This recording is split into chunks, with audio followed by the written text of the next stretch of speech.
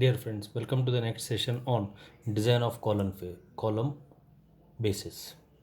Let us note down the problem. Design a concrete column base for a column ISHB 400. This is the I section. ISHB 400 subjected to axial load of 1000 kilonewtons. Use M20 grade concrete and SBC is 200 kilonewtons per meter square.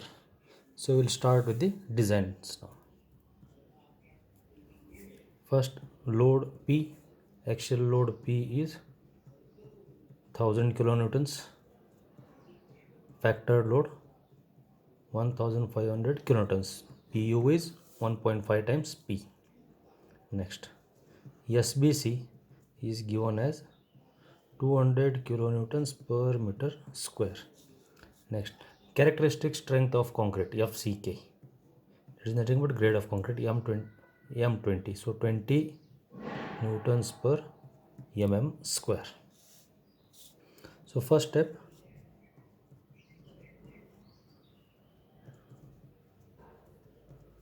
design of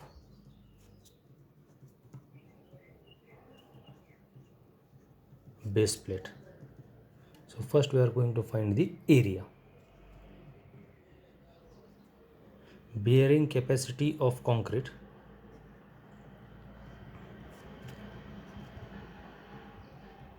is equal to 0.45 FCK. It is 0.45 into 9. So you get the value, 0.45 into 20. So you get the value 9.0 newtons per mm square. Next, area of base plate required L1 into B1. Let that area be L1 into B1 is equal to load divided by 0.45 FCK. That is 1500 into 10 raised to 3 newtons divided by 9 newtons per mm square. So I get the value L1 into B1 is equal to 166.67 into 10 raised to 3 mm square. So this much area is required. Now let us draw one cross section. A typical cross section of an I section.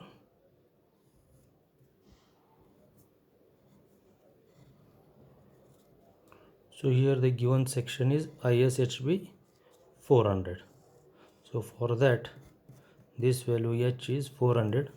We get all these values from steel tables. B is 250. Flange thickness 12.7. Now this I section is going to rest on a base plate. So let me draw the base plate now. Let this be the base plate.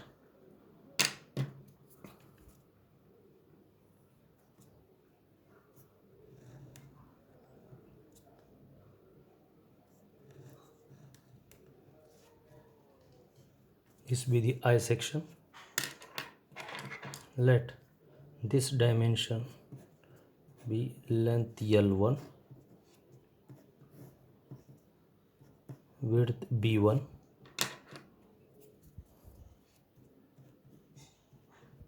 this is 200. Let this projection be as B. This height is 400. Projection on length side, that be A. So this is my typical cross section. Now for economy, projections A and B should be same. Now let me write the value for L1 and B1. So L1 is equal to 400 plus A, that is 2A. So 400 plus 2a. Similarly, b1 is equal to 250 plus b plus b, 200 plus 2b. Hence, L1 into b1 is equal to 400 plus 2a multiplied by 250 plus 2b. Now, and that is equal to 166.67 into 10 raised to 3. This value already I have calculated it here. So I am going to equate that here. Now provide same projections. A is equal to B.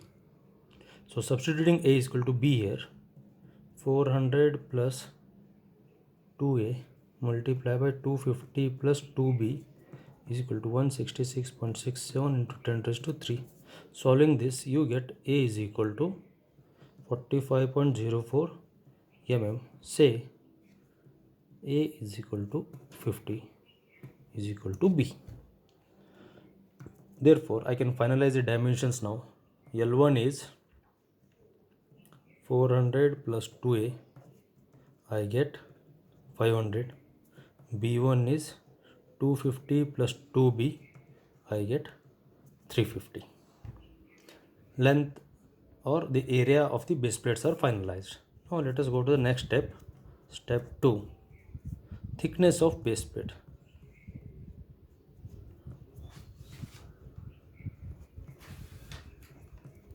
Before finding the thickness of the base plate, I need to find what is the upward soil pressure on the base plate. So upward pressure on base plate, W is equal to PU divided by L1 into B1 provided, that is cross sectional area provided. So PU is 150 into 10 raised to 3 divided by 500 into 350. So W is equal to 8.57 newtons per mm square. Now thickness of the base plate.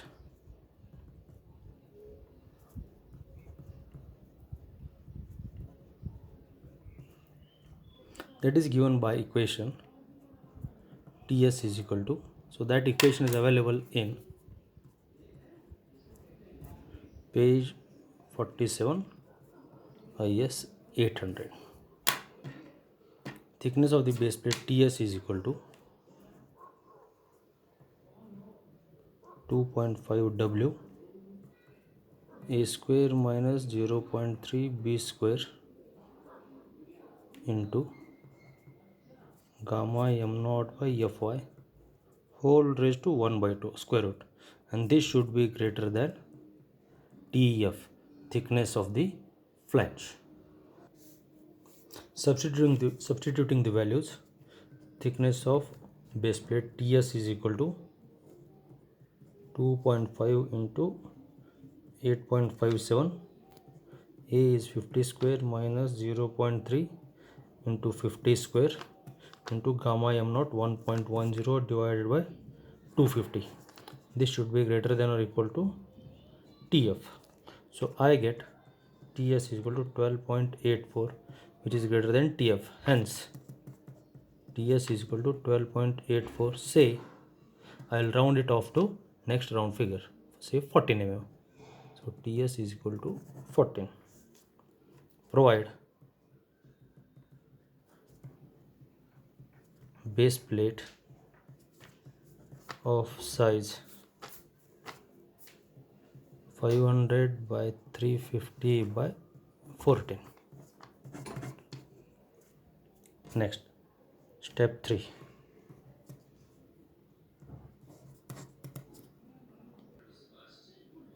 Design of concrete base.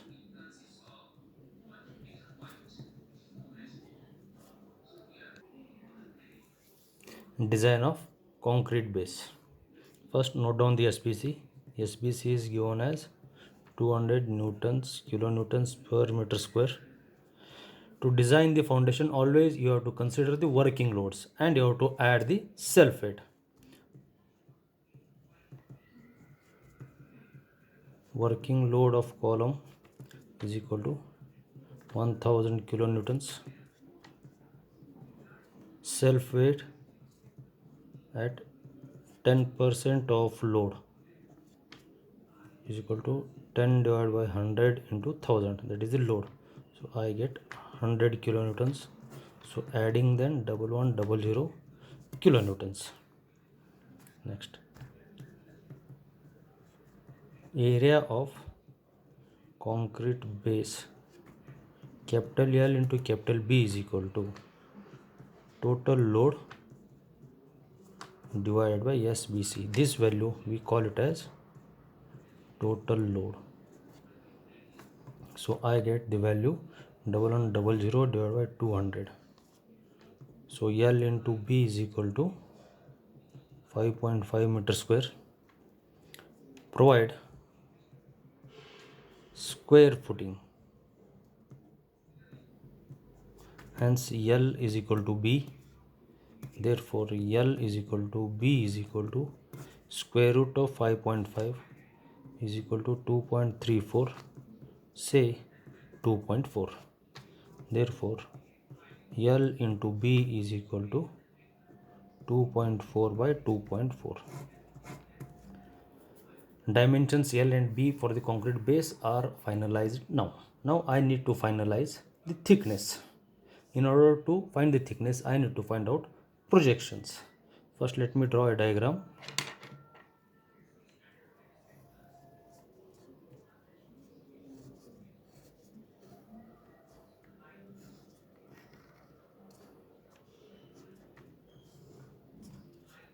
Say this is the concrete base. Over that,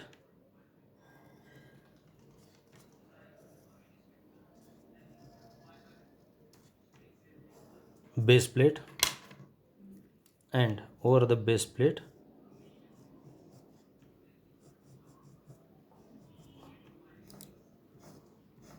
is my I section. I'll write the dimensions. This dimension is L1, that is 1.05 meters. This dimension is B1, that is 0.35 meters.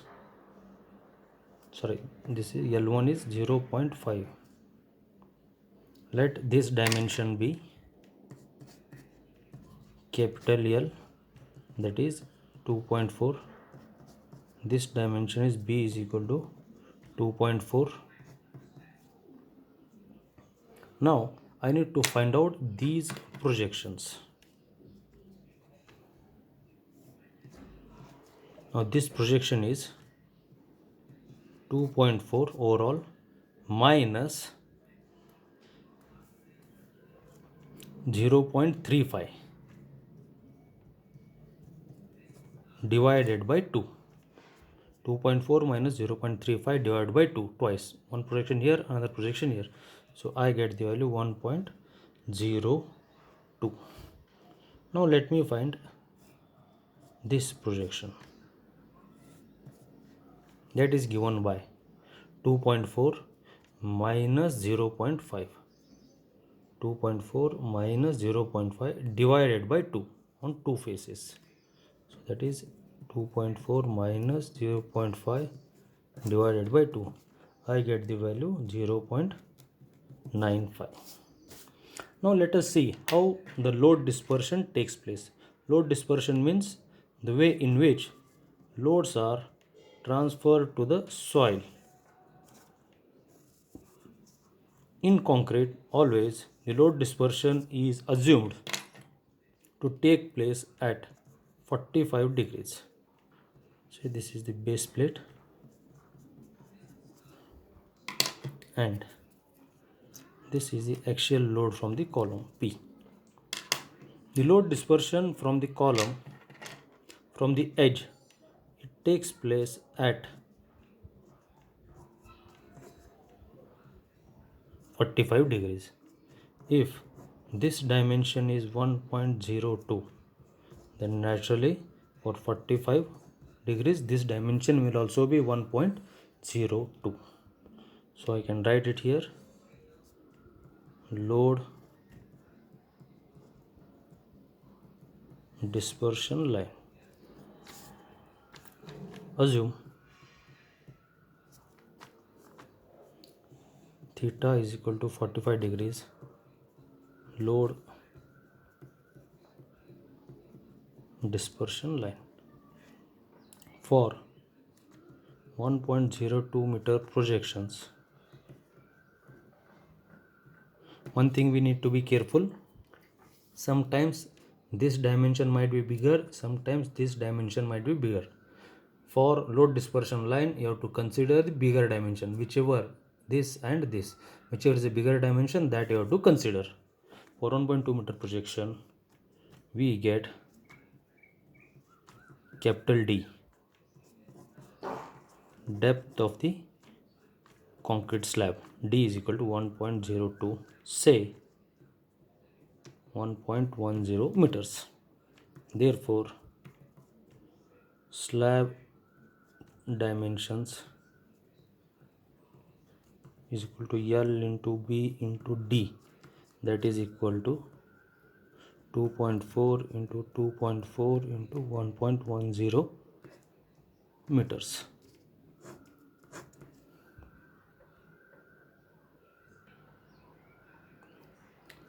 Now actually the design of base slab is completed, design of base plate is completed, design of concrete base is completed. Now we need to design the connection between column and base plate.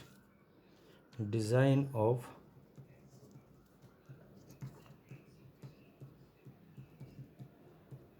connections. Now the connections may be provided by welded connections or by bolted connections. We are going to solve for both the cases.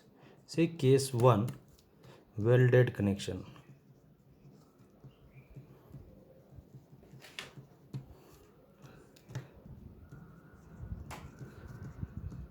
Maximum size of weld. To find maximum size of weld, compare value of TS, that is 14 mm, thickness of flange 12.7 mm.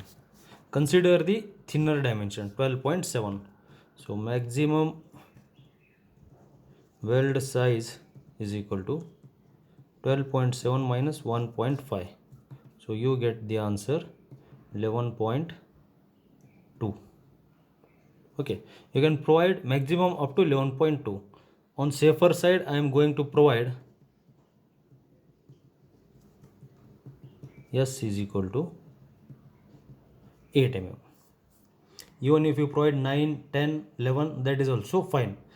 You should not exceed 11.2, means 11 mm. Anything less than 11 is fine. Now equating factored load to the strength of weld. So total force is equal to strength of weld for length L and size S. So total force is 150 into 10 raised to 3 into strength of the weld. So that is 0.7 times S, size of the weld, into length L into 410 Fu divided by root 3 into 1.25. Substitute S is equal to 8. You get length L is equal to 1415 mm. Even you can try for size S is equal to 9 or 10 up to 11 is also fine. You cannot exceed 11 mm, that's it. Now case 2. Bolted connection.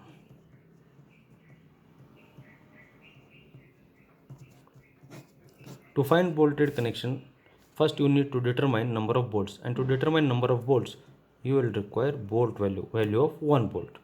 Here specifications of bolts are not given, so I am going to assume M22, that is 22 mm dia, property class 9.8, HSFG bolts. strength of bolt, strength of HSFG bolt is equal to 2 point, sorry, that is mu f into NE into KH into ANB into small f naught. So substituting the value VDSEF design strength, so one I am going to do it directly 1.25. so nominal strength, so mu f is 0.55 assumed, NE number of shear interface is 1, KH 1 is assumed, ANB 0.78 into pi by 4 into 22 square, 0.78 times pi by 4, 22 square, 22 is dia of bolts, so ANB is area of bolt at shank, at threads, into 0.7 into 900. So 900 you are getting from IS 800, that value. So substituting all the values, you get VDSF is equal to 82.2 into 10 raised to 3 newtons, or VDSF is equal to 82.2 kilonewtons. So we have calculated the bolt value now. Now we have to find the number of bolts. Now here, that column section, it bears or shears with the base plate, so that column touches the base plate. Assume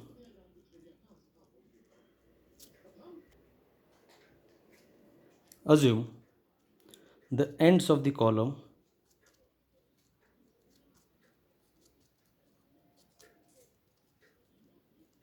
are smooth, or another term is grinded, or another term is milled. It means the column ends are smoothened. So it is assumed that when column ends are smoothened, 50% of the loads are taken by flange and 50% of the loads are taken by web. So load taken by flange is equal to 50%, 1500 divided by 2, that is 750 kilonewtons. Since our I section is having two flanges, load taken by each flange is equal to 750 divided by 2, that is 375 kilonewtons. Number of bolts for each flange is equal to 375 divided by bolt value 82.2, say 5 number of bolts. This completes the problem. We need to draw a sketch to show the detailed diagram. Thank you.